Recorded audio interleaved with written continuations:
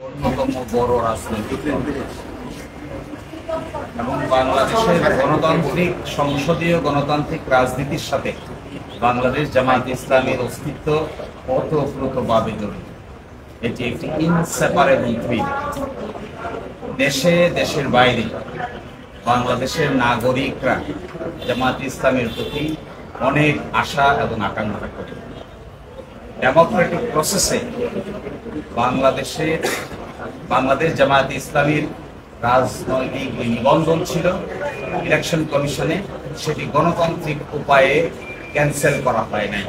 তড়িঘড়ি করে ইলেকশন কমিশনের সামনে দরখাস্ত পেন্ডিং থাকা অবস্থায় আদালত মেজরিটির ভিত্তিতে এই রেজিস্ট্রেশনটিকে ক্যান্সেল করেছে।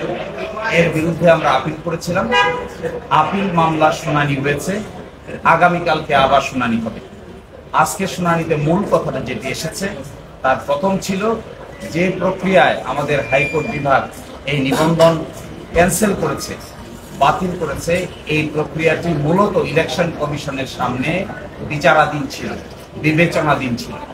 ইলেকশন কমিশনের সামনে বিবেচনাধীন কোনো বিষয় আদালত এইভাবে ক্যান্সেল করতে পারে না। এটাকে ইংরেজিতে বলে প্রিম্যাচিওর। আর সেকেন্ড কথা হলো, যারাই রিট পিটিশন দায়ের করেছিলেন তাদের কোনো লোকাল স্ট্যান্ডাই নাই। তারা নিজেরাই পক্ষ দোষে দুষ্ট, তারা নিজেরাই এই মোটিভলি রাজনৈতিকভাবে হেয় প্রতিপন্ন করার জন্যই এই মামলা দায়ের করেছিলেন। আর সর্বশেষ আমরা বলেছি যে গণতন্ত্রে এইভাবে জামায়াত ইসলামীর মতো একটি গণতান্ত্রিক রাজনৈতিক দলের নিবন্ধন বাতিল করে দিয়ে মূলত বাংলাদেশের রাজনীতিতে একটি অনিশ্চয়তা তৈরি করা হয়েছিল, যা নাকি ডেমোক্রেটিক প্রসেসকে ক্ষতিগ্রস্ত করেছে। এই আর্গুমেন্টগুলোর ভিত্তিতে আমাদের আপিল বিভাগ আপিলের বিষয়ে একটি সিদ্ধান্ত উপনীত হবেন বলে আমরা আশা করি এবং আগামীকালকে বাকি অংশ শুনানি হবে। প্রতিক্রিয়ার বিষয়ে কি বলেছেন আপিল বিভাগ? আপনারা কি বলেছেন? জামায়াত ইসলামীর দাঁড়িপাল্লা প্রতীক ছিল, আপনারা সবাই জানেন। আজ থেকে না, জামাত প্রতিষ্ঠার পর থেকেই দাঁড়িপাল্লা প্রতীক জামাত ইসলামীর মার্কা হিসেবে বিবেচিত। বাংলাদেশের সকল সংসদীয় নির্বাচনে জামাত ইসলামী দাঁড়িপাল্লা প্রতীক নিয়েই অংশগ্রহণ করেছে এবং সবসময় সংসদে আসন সংখ্যা নিশ্চিত করে সরকারেও অংশগ্রহণ করেছে এই দাঁড়িপাল্লা প্রতীক। কিন্তু হঠাৎ করে 2016 সালে ফুল কোর্ট সভার একটা সিদ্ধান্তের ভিত্তিতে এই দাঁড়িপাল্লা প্রতীক ব্যবহার না করার জন্য নির্দেশ দেওয়া হয়। আমরা সেটিও আদালতে তুলেছিলাম। আজকে সেটির উপরে আংশিক শুনানি হয়েছে। এই প্রতীক সংক্রান্ত বিষয়ে আগামীকালকে সকাল 9টায় 1 নম্বর আইটেম হিসেবে শুনানি হবে।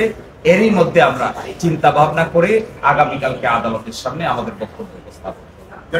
কোর্ট একটা বিচারপতি একটা প্রশ্ন করেছেন যে এটাই প্রথম রায় কিনা যেটি হাইকোর্টের রায় দ্বারা নিবন্ধন বাতিল হয়েছে রাজনৈতিক দলের।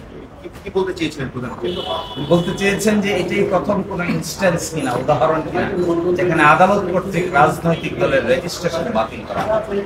আমরা বলেছি আদালত কর্তৃক রাজনৈতিক দলের রেজিস্ট্রেশন বাতিলের নজির এই ভারতীয় উপমহাদেশে আর দ্বিতীয়টি নেই, এটি প্রথম। এবং জামাত ইসলামীর রেজিস্ট্রেশনকে বাতিল করা হয়েছে, ইলেকশন কমিশন বাতিল করেনি। ইলেকশন কমিশন রেজিস্ট্রেশন দিয়েছে, কিন্তু হাইকোর্ট ডিভিশন মেজরিটির ভিত্তিতে এটি বাতিল করেছে। এই নজির এই ভারতীয় উপমহাদেশে একটি এবং একমাত্র। উনি বলেছেন যখন এই মামলাটি জনাব জসিমউদ্দিন সরকার জামায়াতের পক্ষ থেকে কাগজপত্র ইলেকশন কমিশনে জমা দিচ্ছিলেন, ইলেকশন কমিশন সংশোধনী দিয়েছিল, আবার জমা দিয়েছেন, আবার সংশোধনী দিয়েছে, আবার জমা দিয়েছেন, আবার সংশোধনী দিয়েছে। 2012 সালের 1 অক্টোবর পর্যন্ত এই চিঠি আনা নেওয়া চলেছে। জনাব জসিমউদ্দিন সরকার বারবার জমা দিয়েছেন। হাইকোর্ট মাইনরিটি জাজ বলেছেন এইভাবে যখন একটি প্রক্রিয়া কোন সাংবিধানিক প্রতিষ্ঠানের সামনে চলমান থাকে আর এই চলমান অবস্থায় হাইকোর্ট বিভাগ যখন এটিকে বাতিল করে তখন এটি মূলত প্রিম্যাচিওর, অর্থাৎ ঘোড়ার আগেই গাড়ি তুলে দেওয়া হয়েছে। ইসি পজিশন দিয়ে কি বলেছে?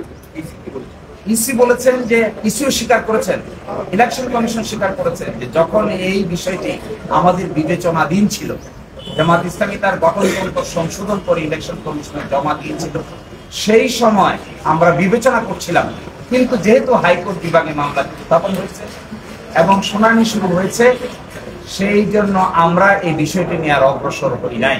এটি ইসি তার লিখিত বক্তব্য স্বীকার করেছেন, আজকেও মৌখিক বক্তব্য আদালতকে বলেছেন যে আমরা অগ্রসর হতে পারিনি, কারণ আদালত এখানে হস্তক্ষেপ করেছে। শিশির ভাই, আজকে দেখলাম একজন ইন্টারভেনার এই মামলায় যুক্ত হলেন। ইন্টারভেনার তার অবস্থানটা কি এবং কি শুনানি করেছেন? ইন্টারভেনার একটি দরখাস্ত করেছেন, তিনি দরখাস্ত করে তার সাবমিশন রাখতে চেয়েছেন। শেষের দিকে মাননীয় প্রধান বিচারপতি বলেছেন যে ওনারা মনে করছেন এখানে আর বাড়তি সাবমিশনের প্রয়োজন নাই, তারপরেও দরখাস্তটি আগামীকালকে নিষ্পত্তি করবেন। আমাদের এই দরখাস্ত সিম্বল এবং ওনার ইন্টারভেনের দরখাস্ত দুটি বিষয়ই আগামীকালকে প্রথমার্ধে সকাল 9টায় 1 নম্বর আইটেম হিসেবে শুনানি হবে। না, লিগ্যাল ব্যাপার। ওটা রাজনৈতিক দাঁড়াইতে হবে। নামান ছবি নিবে।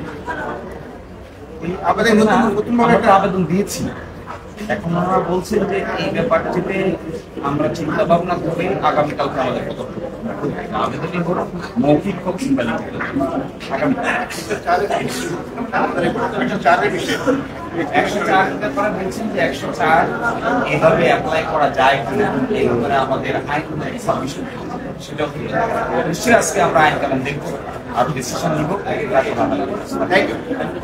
ইউনুস এই মাস্টার সাহেব, ওই যে